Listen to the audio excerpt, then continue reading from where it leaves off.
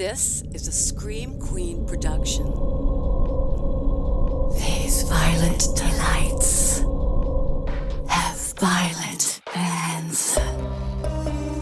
Violent ends. Violent ends. Greetings, Earthlings. I'm Jenn Carpenter, and this is Violent Ends. Welcome to Season 5. Did you miss me? I missed you. I hope everyone had a nice holiday and is off to a smashing start here in 2023. As is tradition, we're kicking the season off with a serial killer story. And one would think that after 5 seasons, that we'd be all out of serial killers from Michigan to talk about. But no, sadly. There was no shortage of serial killers in the 1970s, especially in the Pacific Northwest. Unequivocally, the most infamous serial killer of that era and that area is Theodore Robert Bundy. But he wasn't the only middle-aged white guy preying on pretty young girls with long hair parted down the middle during those very dark and dangerous days. Gary Addison Taylor, a.k.a. The Phantom, who was from Michigan, comes to mind. We talked about him toward the end of Season 1 in the episode titled Lock Monster. Would you believe me if I told you that there was another serial killer from Michigan killing pretty girls out in the Pacific Northwest right around the same time that Bundy and The Phantom were active? Between January and May of 1976, the bodies of 5 young women, ranging from 14 to 26 years old, were found brutally murdered in the San Francisco Bay Area, in San Mateo County to be exact, which is why the killer of unknown origin became known as the San Mateo Slasher. These 5 murders, which authorities believed were connected, bold move given the number of serial killers active in that area alone at the time, went unsolved for decades. When advancements in DNA technology finally produced a suspect, all roads led back to Michigan, as they so often do. Please keep your hands and arms inside the vehicle and buckle up, buttercups. It's time for a wild ride. 18-year-old Veronica Cassio, who went by Ronnie, was in a hurry to grow up. A straight-A student, Ronnie took extra classes in an effort to graduate early. She was on course to graduate in January of 1976 before her life came to an abrupt and violent end. She wanted to be a veterinarian. She loved animals. She even had her own horse. She took care of that horse with money that she earned babysitting. She was so highly sought after that the entire neighborhood knew they had to book with Ronnie weeks or even months in advance. Ronnie was described as not a joiner in one article that I read. So to me, that kind of implies that she marched to the beat of her own drum, maybe didn't have a ton of friends, but she was well-liked and pleasant to be around. She was the second of 5 children. She had an older sister who was married and lived nearby, as well as 2 little brothers who were just 10 and 11 in 1976, as well as a 3-year-old baby sister. The Cassio family lived in Pacifica, a beach town of just under 40,000 that is very popular amongst the surfing community. Rockaway Beach is a fave. I've actually heard of that. A lot of the stuff from today I'd never heard of, but I have heard of Rockaway Beach. After Ronnie's graduation, her family was planning to move to Middleton, a much smaller town with less than 1,500 residents that was about 2 hours north and a bit more inland than Pacifica was. Pacifica was like right on the ocean, hence the name Pacifica, Pacific Ocean, Pacifica. They already had a home and they had a good chunk of property there, which that's where Ronnie's horse lived, was at their home in Middleton. On the evening of January 7th, 1976, Ronnie left her home on Seaside Drive to go to a sleepover at her best friend Linda's house in the nearby town of San Bruno. Ronnie's parents were out of town that week. They were at the Middleton property preparing for the big move, so a family friend was staying with Ronnie and her 3 younger siblings. The plan was for this person to take Ronnie to her friend Linda's house, but this family friend fell ill, wasn't feeling real great. So Ronnie said, "It's fine, I'll just take the bus." So she walked the few blocks from her house to a public bus stop on the corner of Bradford and Fairway Drive, which was a well-lit intersection on the edge of a really popular golf course. Unbeknownst to Ronnie, she was at the wrong bus station. The last bus for the evening had run through at 5:49 p.m., whereas Ronnie was seen still standing at the bus stop at 6:30, wearing blue jeans, a t-shirt, a rust-colored jacket, and a brown purse with a Disneyland keychain hanging from it. The pretty, petite teenager wore her long brown hair parted down the middle. When Ronnie never got off the bus in San Bruno, where Linda and her family were waiting to pick her up, they called the Casio home. That family friend that was staying confirmed that Ronnie had left for the bus stop. Ronnie's parents, who were 2 hours away, were notified, "Hey, we don't know where Ronnie went." And so they contacted the police around 9:30 p.m. When midnight rolled around and Ronnie was still nowhere to be found, she was officially classified as a missing person, and a bolo was put out as police began their search. The next afternoon, right around 11:30, 16-year-old Dave Littman was walking home for lunch, and he took a shortcut through Sharp Park Golf Course. Okay, that one wasn't fair. That was a lot of similar sounds. We'll try it again, though. He took a shortcut through Sharp Park Golf Course. There we go. Just beyond the green of the second hole, at the bottom of a 6-foot gully, he spotted the nearly nude body of a young girl. He ran to the nearest house and called police. Police had to use a ladder to get down to the body, and they were able to confirm that it was that of Ronnie Casio. She'd been raped and stabbed in the chest and neck over 30 times. Ronnie's heartbroken dad officially identified her body, and instead of planning Ronnie's graduation party for later that month, they began planning her funeral. While the Casios prepared to lay Ronnie to rest, authorities implemented a rigorous manhunt. Every stranger and suspicious character in the area was questioned. Some were even booked into custody but later released when their alibis checked out, or police couldn't find any actual evidence beyond just, "He looks a little sketch." The Casios buried Ronnie on January 16th, 1976, in a cemetery near their new home in Middleton that they were getting ready to move to because they wanted to keep Ronnie close. Before the community of San Mateo County even had time to process this senseless loss of such a bright light, they found themselves facing a new nightmare when another pretty, petite teenage girl with long brown hair parted down the middle went missing from the same neighborhood just a week after Ronnie's funeral on January 24th, 1976. Less than 5 miles from where the Casio family lived was the home of the Blackwell family, where 14-year-old Tatiana, who went by Tanya, lived with her parents and 5 siblings. A freshman in high school, Tanya was an independent young lady who wanted to do good with her life. She had a soft spot for children, and she hoped to someday work with the Save the Children organization as either a missionary or a medical professional of some sort. She just wanted to be a part of changing the world. Around 10 p.m. on the evening of Saturday, January 24th, Tanya left her home to walk to the 7-Eleven down the block where a couple of her friends were working. She told her mother that if her boyfriend Arthur called, she wanted him to come meet her at the 7-Eleven. If he didn't show up, Tanya might hop a bus to go spend the night in San Francisco at the home of her brother's girlfriend, Christina Torno. Either way, she promised she'd call to let her mother know where she was going and when she'd be home. But that call never came. So the following morning, Tanya's mother began making calls.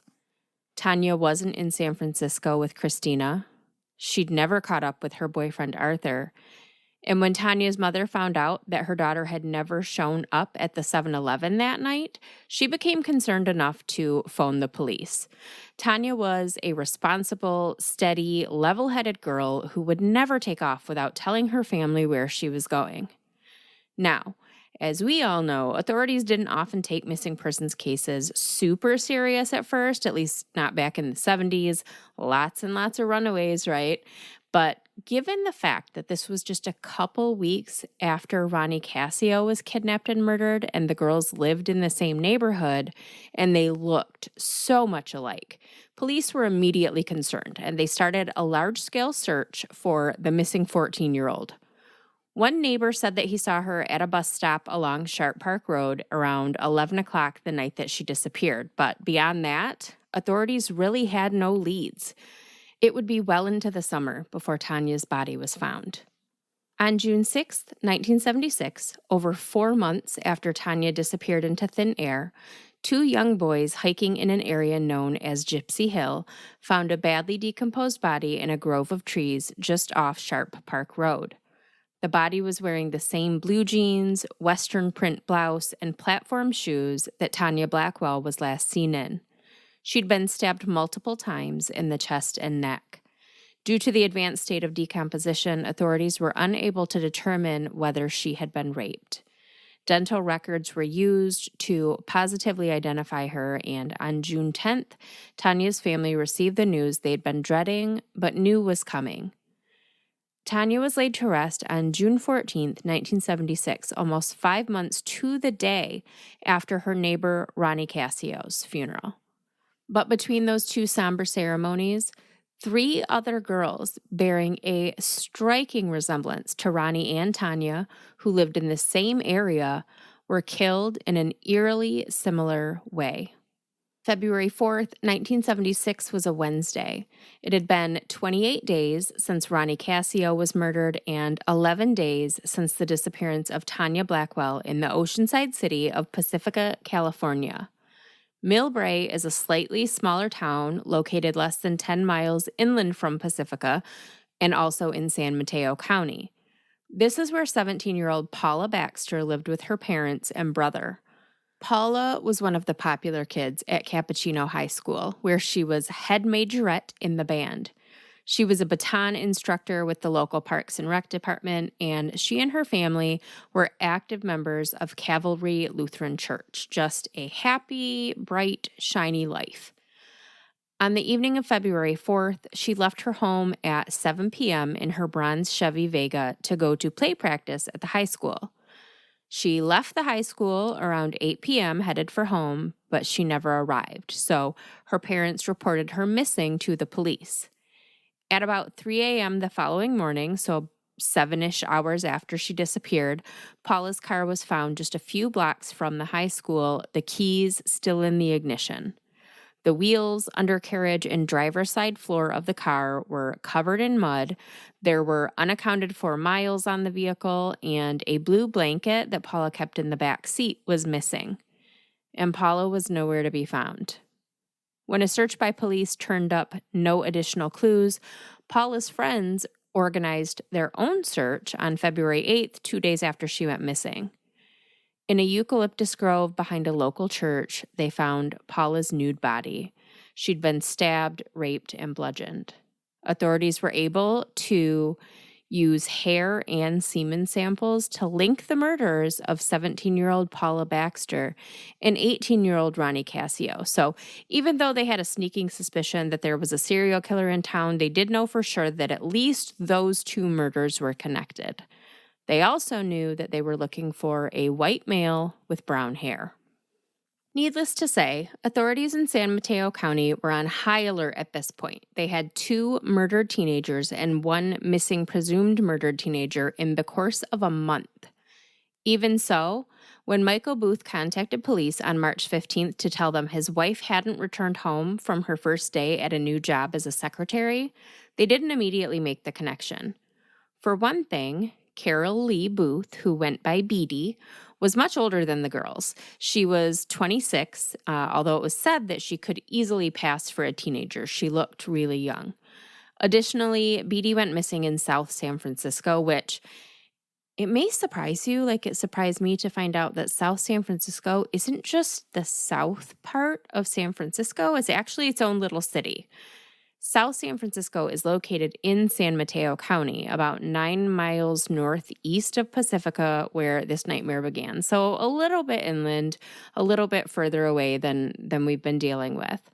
Beatty was last seen getting off a bus at the corner of El Camino Real and Arroyo Streets in South San Francisco in the early evening hours, walking toward home. She was spotted headed toward a shortcut behind Kaiser Hospital that was mostly used by the local high school kids to walk home from school. And it was along that shortcut that her body was found nearly 2 months after she disappeared by 2 teenage boys. She was buried in a shallow grave in a heavily wooded area near Colma Creek. She'd been stabbed multiple times, but authorities were unable to determine whether she had been raped. The San Mateo murders began just a week into 1976, and there had been at least one per month since.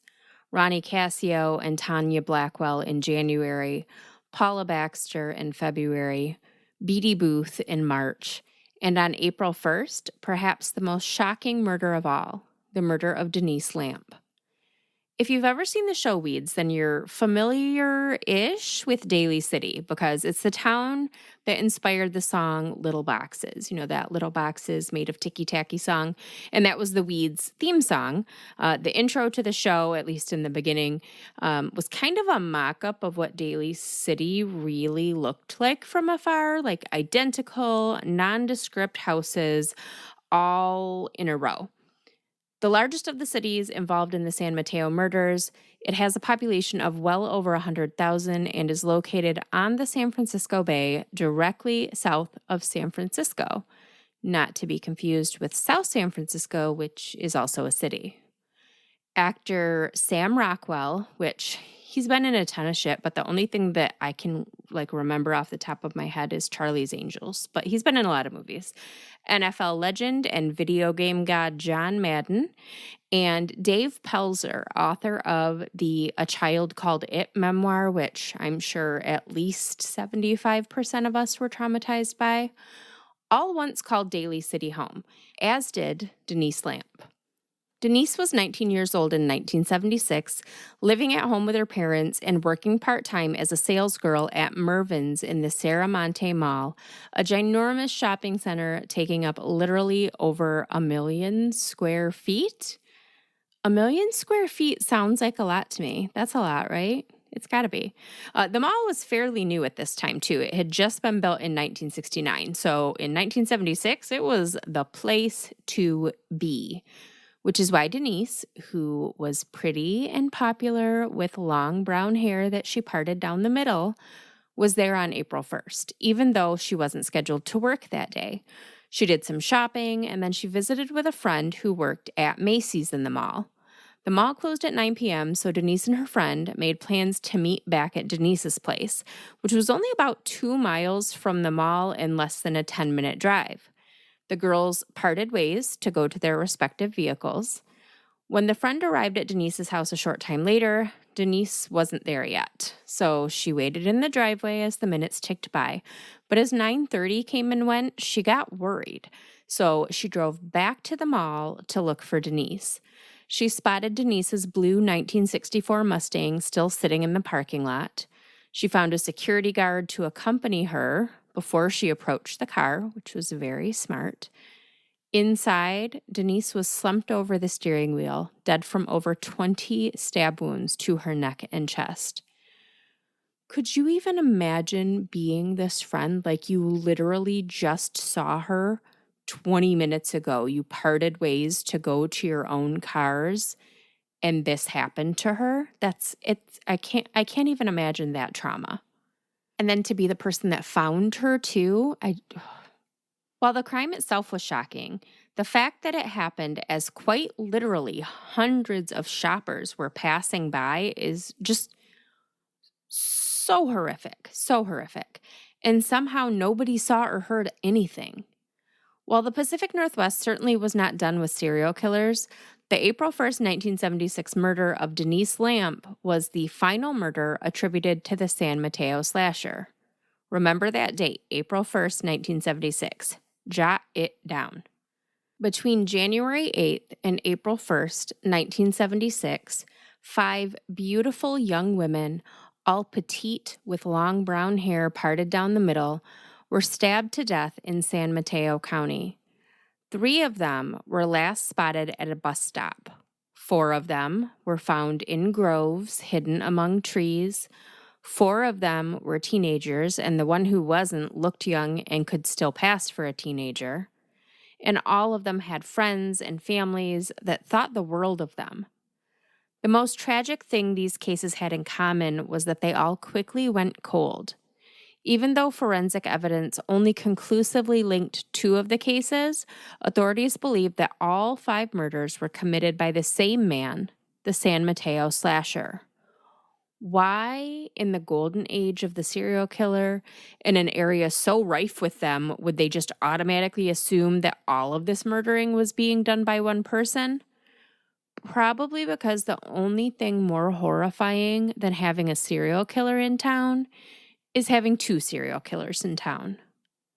While the San Mateo murders went unsolved, they were never forgotten.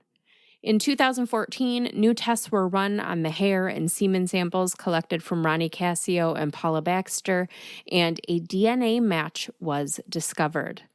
The killer's DNA belonged to 65-year-old Rodney Lynn Halbower, a career criminal and Michigan native. Rodney Lynn Halbower was born in Wisconsin on June 27, 1948, to Byron and Marion Halbower, one of 6 children, 4 boys, 2 girls. When Rodney was a baby, the family left Wisconsin and moved to Muskegon, Michigan. We've talked about Muskegon before, the multiple Thanksgiving massacres, the disappearance of Jessica Haringa, just to name a couple of examples. But quick refresh, Muskegon is a Lake Michigan beach town known for its dunes and state parks. My personal favorite is the old school drive-in movie theater they've got there. Muskegon is also where Rodney Halbower's life of crime began. When he was just 9 years old, so around 1957, police picked him up for smashing out the windows of a cabin near his home. And it all went downhill from there. According to Rodney's own brother, he was known as a loner and a bully. He told one newspaper, "Everybody in the neighborhood was terrorized by him. We all got together, tied him up, laid him in the road, and he got away, chased us with a butcher knife." I don't know if that specific story makes Rodney sound like the villain. Anyway, in addition to being a little psychopath, Rodney was also extremely intelligent and artistic. He had aspirations of making it as an artist or musician someday. He skipped school a lot and he fought with teachers and other students. The trouble in school, however, came to an abrupt end when Rodney was just 13 years old, so this would have been around 1961. He stole a car, crashed it, got arrested, was sent to a juvenile detention facility, escaped from that facility, was captured, and was sent back to said facility. Jesus. When I was 13, I was actually pretty bad. But I was not bad like that. Rodney never returned to mainstream school after that incident, although he would eventually earn his high school diploma in prison. Rodney's escape from juvie hall when he was 13 was just the beginning of the thing that he would become best known for in West Michigan, escaping police custody. He was released from his stint in juvie in 1963 after about 2 years, but he violated his probation real quick and was sent back to jail in 1964. Real jail this time, without passing go and without collecting his $200. He was released that same year at the age of 16, but again, he was not a free man-child for long. The following year, in 1965, he was arrested for breaking and entering and was sentenced to 5 years in prison, and he escaped again. Again. He was captured. Again. And then he was released again.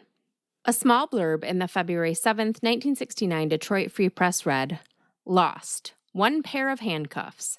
Muskegon Heights police are searching for Rodney Halbower, 20, who was placed in a police cruiser Wednesday while police searched his home for loot taken from a grocery store. When they returned, Halbower was gone, handcuffs and all." While on the lam from that escape, Rodney tried to make a go of a normal life. He met and fell in love with 17-year-old Aurelia Anderson, and the two had a daughter, April, in 1970. But Rodney wouldn't get to play family man for long. On August 22nd, 1970, 22-year-old Rodney, 19-year-old Aurelia, and 3-month-old baby April were traveling through Grand Rapids, which is not far from Muskegon, when a patrolman attempted to pull Rodney over for a traffic violation. At the time, Rodney had a warrant out for forgery that had been issued by the FBI, and it's unclear if he was still missing following that escape with the police handcuffs in 1969, but definitely at least the FBI thing. So when the officer tried to pull Rodney over, he gunned it. He ran through 8 red lights and 20 stop signs at a high rate of speed as he led authorities on a high-speed chase with his girlfriend and newborn baby in the car.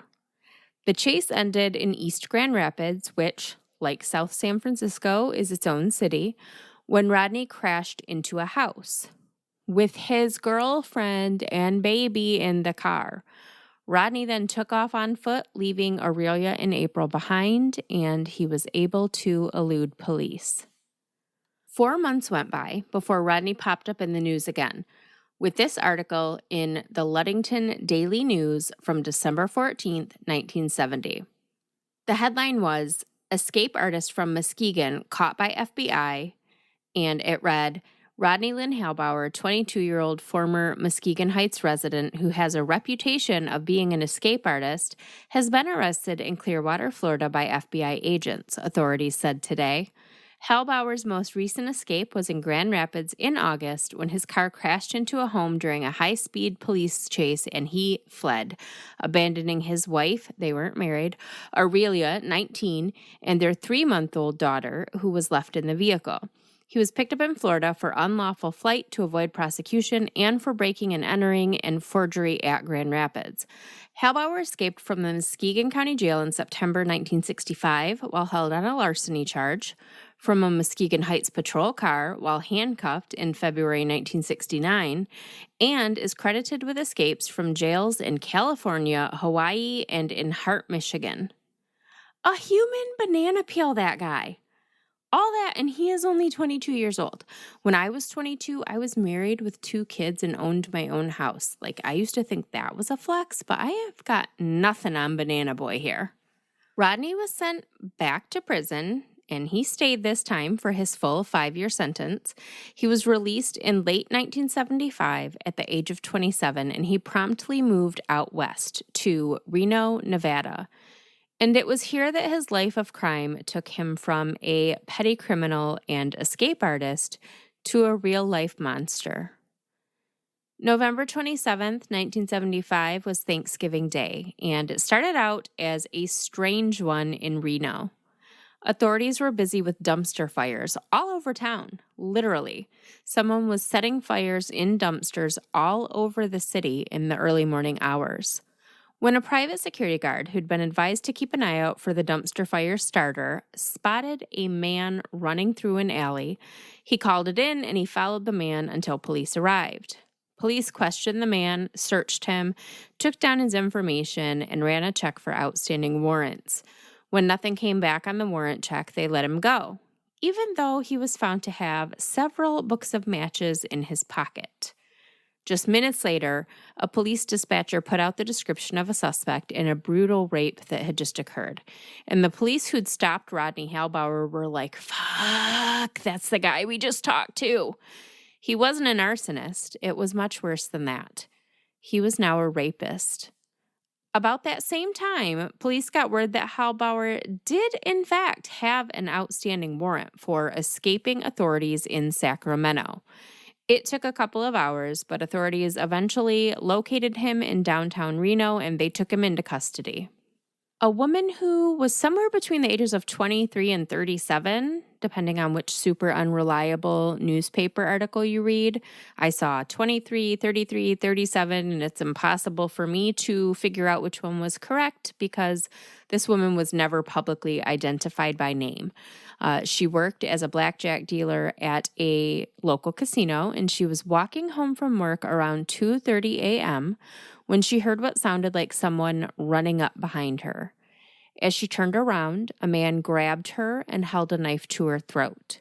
He forced her to the rear of an apartment building where he ordered her to strip, and then he sexually assaulted her with an object before raping her. Richard Glenn, the manager of the apartment building, heard what sounded like a woman in distress, so he opened his door to see what was going on. It was dark, obviously. It was 2:30 in the morning, so he couldn't really see very well, but he was able to make out what looked like two people lying on the sidewalk, one on top of the other. According to his statement, he thought it was just two hippies having sex in the middle of a sidewalk at 3 a.m. on Thanksgiving. He called out to ask if everything was all right. According to the woman's testimony, she twice called out to Glenn that things were not all right, but the man told him that everything was fine, and then he kind of led the woman away by the arm very quickly. Glenn said that he didn't hear the woman respond to him at all, and he blamed the wind and said that maybe the wind just kind of carried her voice away because it was so windy out that morning. He just must not have heard her. But according to weather reports, wind speeds on that awful morning were no more than 2 miles an hour. Also, Glenn's reliability as a witness and just like a human in general were in question because a few days after the rape, police were called back out to Glenn's apartment building on a completely unrelated matter, and Glenn was said to have greeted police by barking at them and making hissing noises. So, yeah. As Rodney Halbower dragged the woman down another street, telling her all of the horrible things that he was going to do to her, the woman started to resist loudly. She knew that if Rodney got her alone again in a more secluded spot, he was probably going to kill her. So she started screaming, and that led to people turning on their porch lights and opening their doors to see what was going on. So Rodney fled, and that's when he was spotted by that security guard minutes later. The woman ran to the closest home and she began knocking on the door. A man by the name of Fred Pedro, who we fucking hate, by the way, opened his door to find this woman standing on his front porch wearing nothing but an army fatigue jacket, holding the rest of her clothes in her hands, shaking and crying. She told him she'd been raped and asked him to call the police. He told her she didn't look like she'd just been raped, and he slammed the door in her face. Why? Why are men? Just why?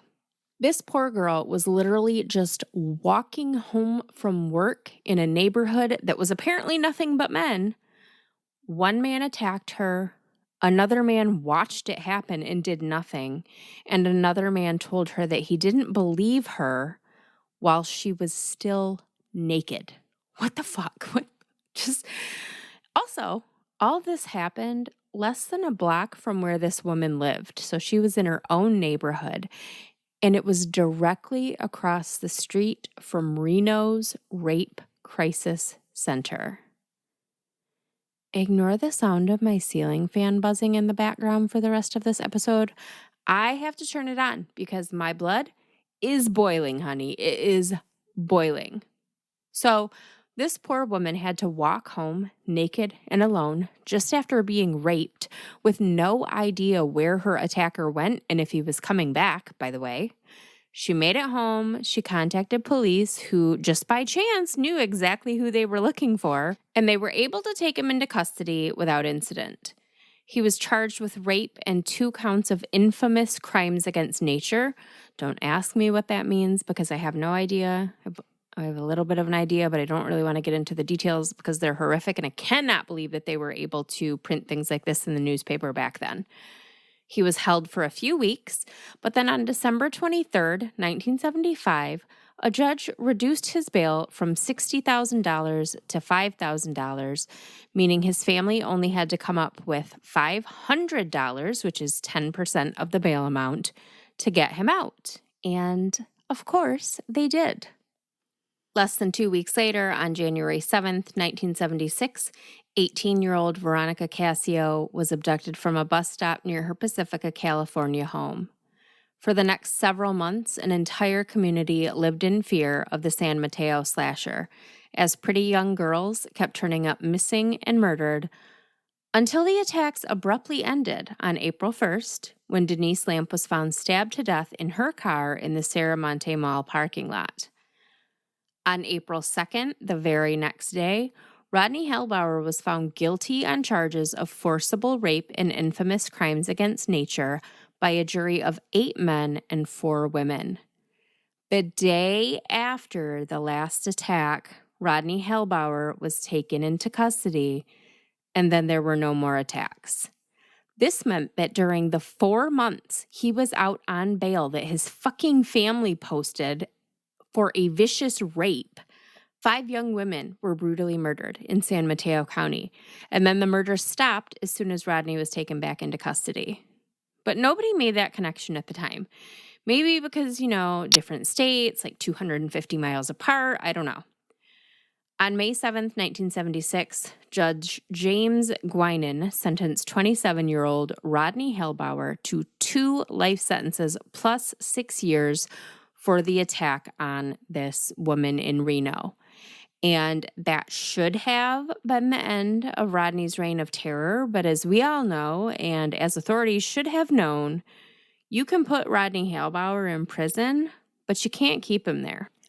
Just over a year later, in June of 1977, the escape artist extraordinaire jumped the barbed wire fence at the maximum security state prison in Carson City, Nevada, following an inmate baseball game. Before guards even realized he was gone, he was on his way back to Michigan. Rodney returned to Muskegon, found his daughter, who was now 7 years old, and kidnapped her. He returned the girl to her mother on July 21st after she agreed to meet up with him in Grand Rapids. So no police were contacted. It was all handled very quickly. But he changed his mind, it seems, because just a week later, he kidnapped her again. He went to the home where Aurelia and April were staying with friends in the middle of the night, cut the phone lines, entered through a kitchen window, and stole away into the night with his daughter. Aurelia made it to the door just in time to watch Rodney drive off with 7-year-old April. 24 hours later, Muskegon police arrested Rodney as he attempted to break into a business in the early morning hours, but he was alone. They found 7-year-old April a short time later, unharmed, wrapped in a blanket, with food and money beside her, hidden in a clump of bushes. Rodney was charged with kidnapping, but Michigan authorities agreed to return him to Nevada to finish serving out his 2 life sentences, as a kidnapping charge wouldn't carry as long of a sentence, obviously. So Rodney was sent back to Nevada, but he was determined not to stay there. Just a few months later, on December 15th, 1977, Rodney and another inmate escaped by climbing a wall, walking across a roof, and cutting through 2 chain-link fences. Rodney was gone almost a year that time before being recaptured. On July 7th, 1979, prison guards spotted Rodney outside the fence of the Nevada State Prison. He'd cut through 3 sets of bars, the ones in his cell, the ones outside his cell, and the ones on the window of his cell house. He was within 100 yards of freedom again, when guards saw him, fired a warning shot, and he surrendered without further incident. On January 16, 1984, corrections officers found a hacksaw in Rodney's cell, which they took away before he was able to Shawshank his way out. On December 13, 1986, during a prison softball game, 36-year-old Rodney Halbower and another inmate escaped from the Nevada State Prison in Carson City again. He stole a car and he wound up in Medford, Oregon. 4 days after his escape, on December 17th, 1986, a 23-year-old woman arrived at the drugstore she worked at about 9:45 a.m. She parked around the back of the building, as was standard for employees, and she spotted Rodney leaning up against the building. He asked her why she was parked out back, and she told him it was to leave more room for customers out front. As he approached, he kind of put his arm around the woman and put her in a bear hug. She tried to push him away, but he pulled out a knife. Thinking Rodney just wanted to rob her, she offered her purse, but he grabbed her and he began to pull her toward a nearby field. The woman believed that Rodney intended to rape and or kill her, so she started to fight back. He stabbed her 19 times, grabbed her purse, and took off. She managed to make it into the building, and her coworkers contacted authorities. A customer was able to provide police with a description of Rodney's car, and he was captured a short time later with the woman's purse sitting in the passenger seat. The woman survived the attack, and she was able to ID Rodney from her hospital bed. Rodney was charged with robbery, assault, and attempted murder. And sometimes in some versions of this story, you will see that he was charged with rape, but that's actually not accurate. If you look at his prison record and just the accounting of what happened, this case, he didn't get that far. He stabbed her, but he wasn't able to get her alone to rape her because she fought back. He was convicted and he was sentenced to 15 to 30 years in prison, but he couldn't start serving that sentence until he served his 2 life sentences plus 6 years, plus all of the additional years that had been tacked on for all of his escapes. May 2nd, 1988 was another documented attempted escape by Rodney Halbower. He was found cutting through the bars of his cell window with a hacksaw blade holding an escape kit that contained a change of clothes and an address book. Who is giving him these things? Like, where's he getting these things? And why is he allowed to still be in a cell with windows? Like, have you met this man? Hello. According to another inmate, it was Rodney's mother who had given him these things. She'd sneaked the hacksaw blade in as well as the items in his escape kit. I'm sure that over the next 25 years, there were many, many more escape attempts and probably at least a few more escape successes. But we're going to skip way ahead now to 2013. Rodney Halbower is now 65 years old. He is serving 2 life terms plus a couple decades in Nevada for his attack on the blackjack dealer in Reno in 1975 and a ridiculous number of escapes. And he has a 15 to 30-year sentence for attempted murder waiting for him in Oregon. Well, the absolute garbage Nevada prison system decided that this man was a good candidate for parole. How do you get parole with 2 life sentences? Okay, let's not get too mad about it, though. Let's calm it down. Because in this case, this turns out to be a good thing. So the state of Nevada decides to let this monster loose, but that does not mean releasing him to the streets. That means releasing him to the state of Oregon. So in November of 2013, they transport him to Oregon to serve 13 years before he even gets there. He's scheduled to be released in 2026, which, like, saying that now in 2023 is shocking because if what happened next hadn't happened, this fucker would be being released in a couple years.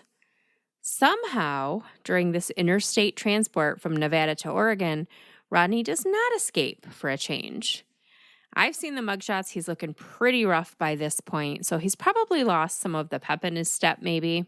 Upon intake at the prison in Oregon, a blood sample is taken to be entered into a database because it's 2013 and that's a thing now, right?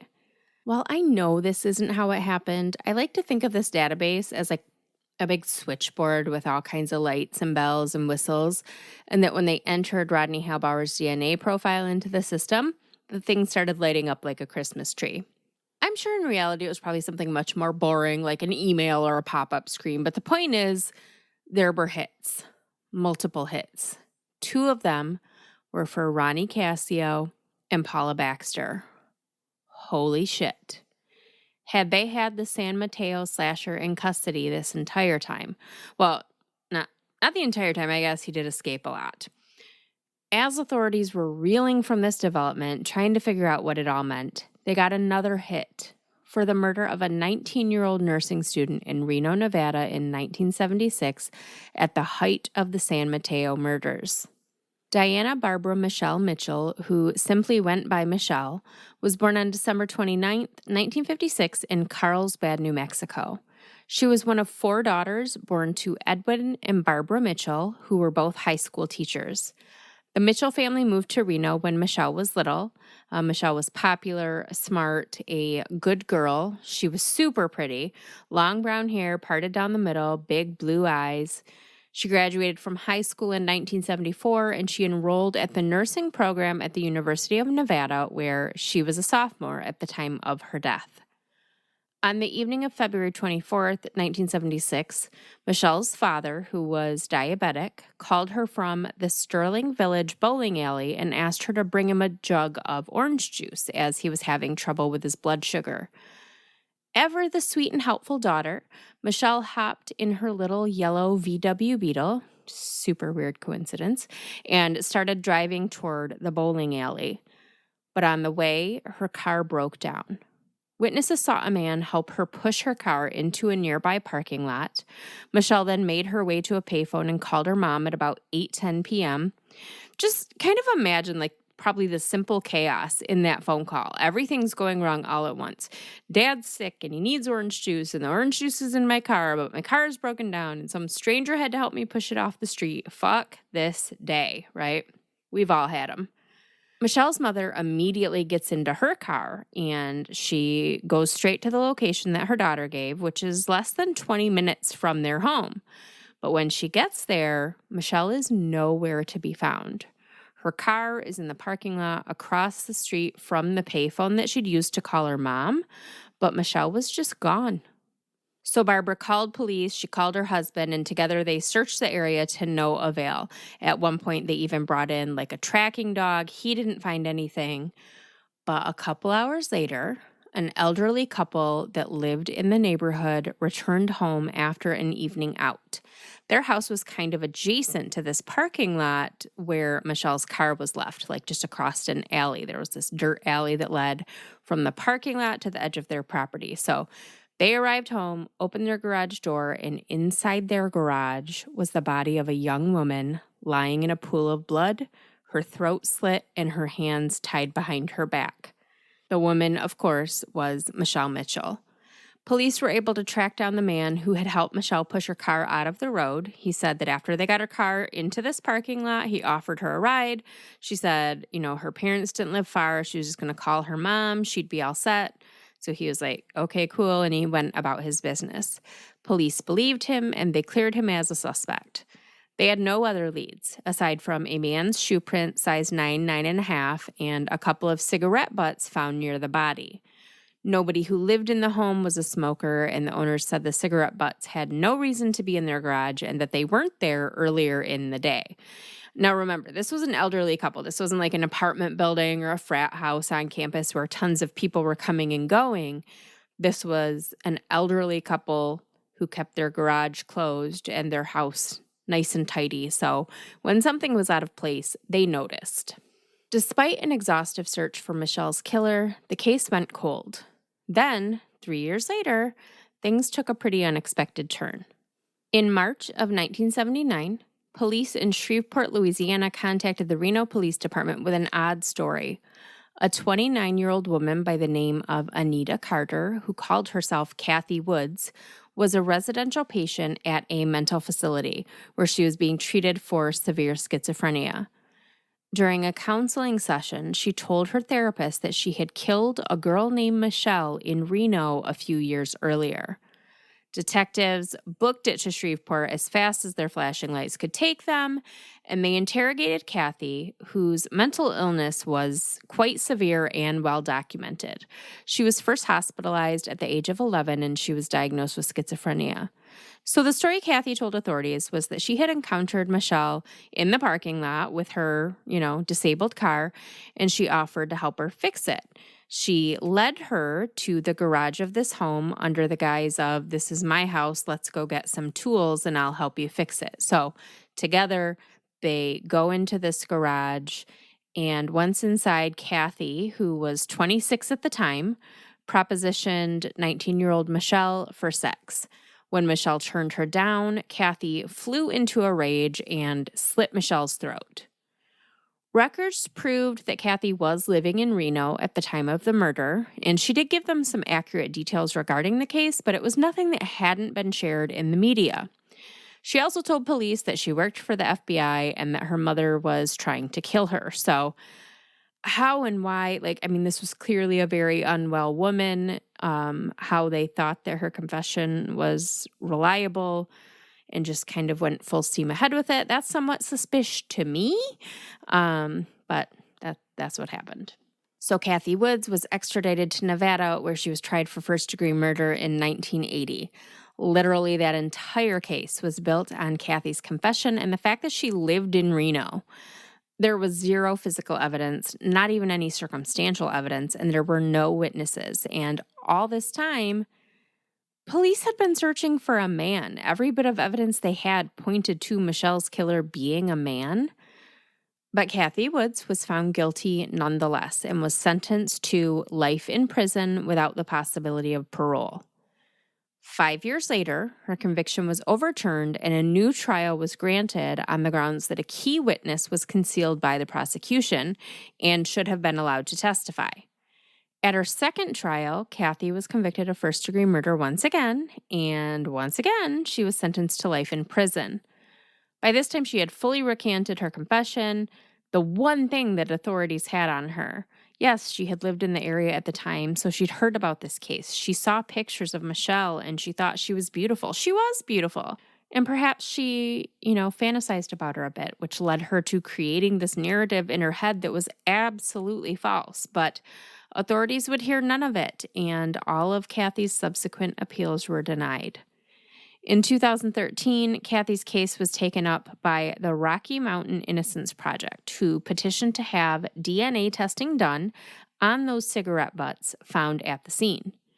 In the fall of 2013, testing revealed that not only did the DNA on the cigarette butts not belong to Kathy, but it belonged to an unidentified male. But that's not proof of Kathy's innocence, right? If it had been her DNA, it would have been proof of her guilt. But those cigarette butts could have come from anywhere. They could have blown in with the wind. It wasn't until Rodney Halbower's DNA profile was uploaded in late 2013, early 2014, that a match was made. The fact that the DNA on the cigarette butts found near Michelle's body belonged to a literal serial killer who was murdering girls that looked just like Michelle during the exact same time frame and was known to frequent Reno, well, that's a much different story than the DNA just not belonging to Kathy. So for the second time, Kathy Wood's sentence was vacated and she was granted a new trial. Before the case could go to trial for a third time, authorities dropped all charges and Kathy was a free woman. But she lost 35 years of her life, the longest prison sentence of any exonerated female prisoner in history.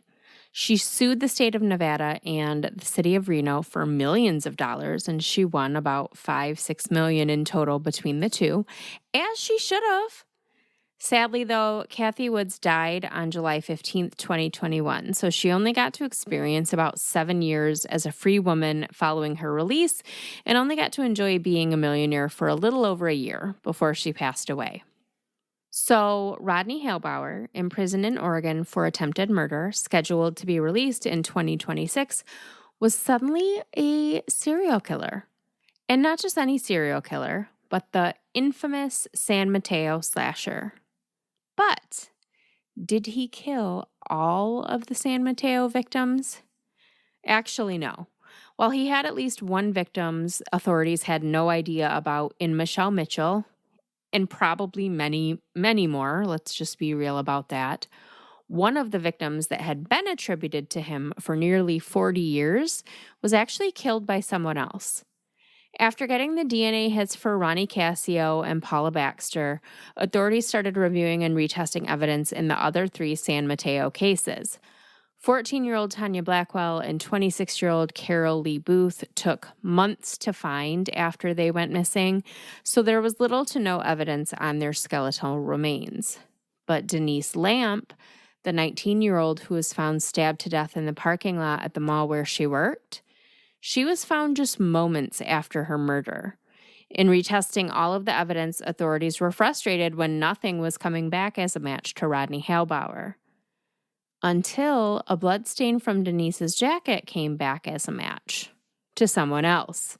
71-year-old Leon Melvin Seymour, a serial rapist who often kidnapped his victims.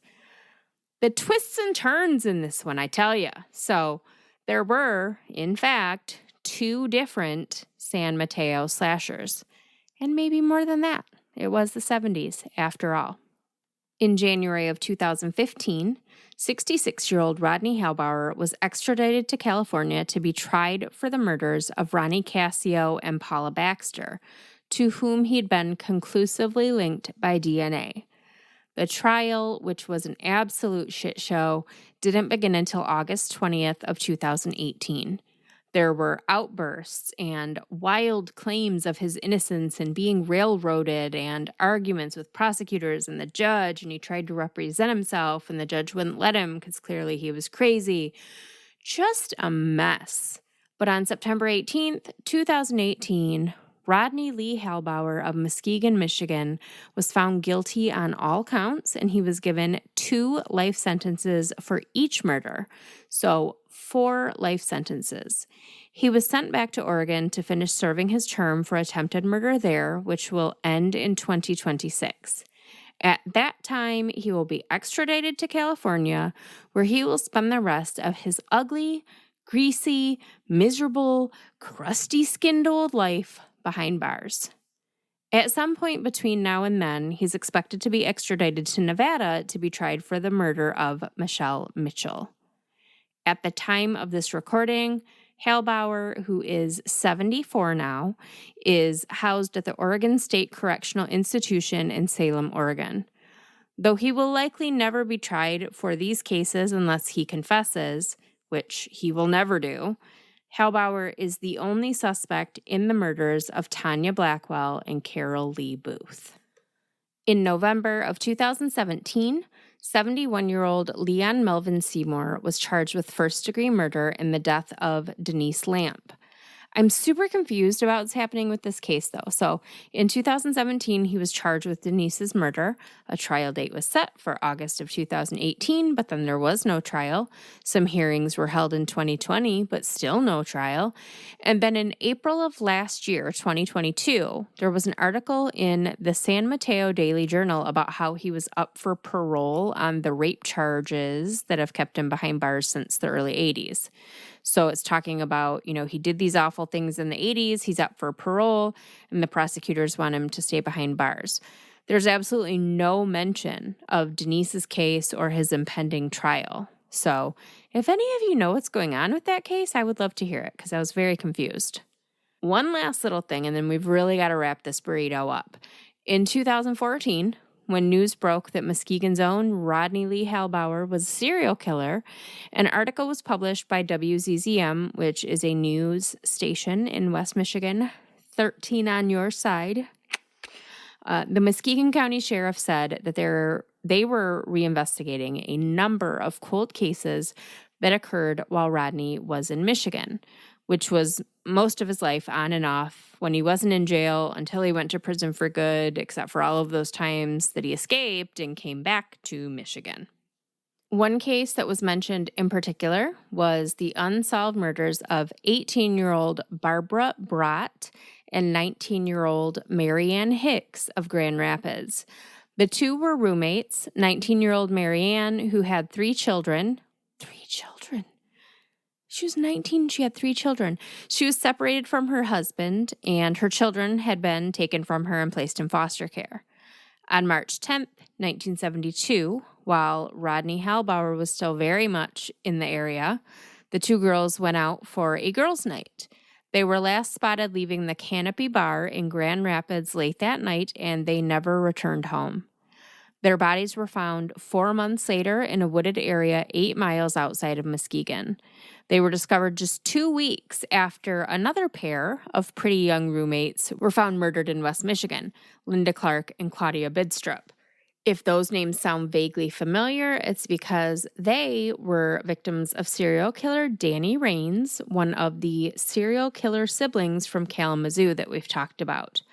But at this time, authorities didn't know who had killed Linda and Claudia.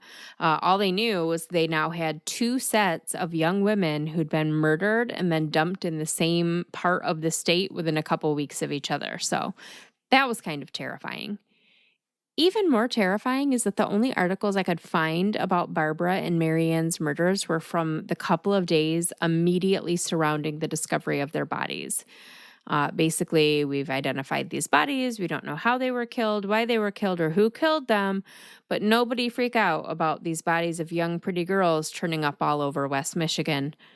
So the murders of Barbara Brott and Mary Ann Hicks remain unsolved to this day. And that, friends, is the case of yet another Michigan serial killer, Rodney Lynn Halbower, the San Mateo Slasher. My primary source for today's episode was old newspapers, and there actually is quite a bit out there on the San Mateo Slasher, but not a lot that dives into the Michigan connections, and not a lot that really dives into the girls' lives. So I dug up as much of that as I could, but there wasn't a ton out there. I did listen to a couple podcasts. I read some more recent features. So a full listing of the references for this episode will be listed on this episode's page on the Violent Ends website, but primarily old newspapers. I first heard about this case, though, on an episode of My Favorite Murder. Georgia covered it, I don't think that long ago, maybe a year or two ago, maybe less. And I heard her say the word Michigan, so I wrote down the name. And yeah, what a wild story. As always, thank you for coming to my Dead Talk. So, a couple things have changed since we last talked. Social media handles, Facebook pages, websites, all of that is now under Violent Ends. So, if you already followed So Dead on Instagram or Facebook, you still follow. I just changed the name to Violent Ends. So there's no new page that you need to follow. Same with the podcast feed. Instead of creating a whole new feed that you would have to subscribe to, I just changed the name to Violent Ends. So if you were already following, you're still following. If not, Facebook, Instagram, Violent Ends podcast. Website is now just violentends.com, although you still can get to it by doing So Dead Podcast. Right now, my goal is if you're searching either Violent Ends podcast or So Dead Podcast, it'll pull up, and that's still the case. But slowly we'll transition more and more away from So Dead as people adjust a little more to the new name. Thank you all so much for joining me today. A new episode is coming your way in just a couple of weeks. Until then, keep shining, you magnificent what the fucks.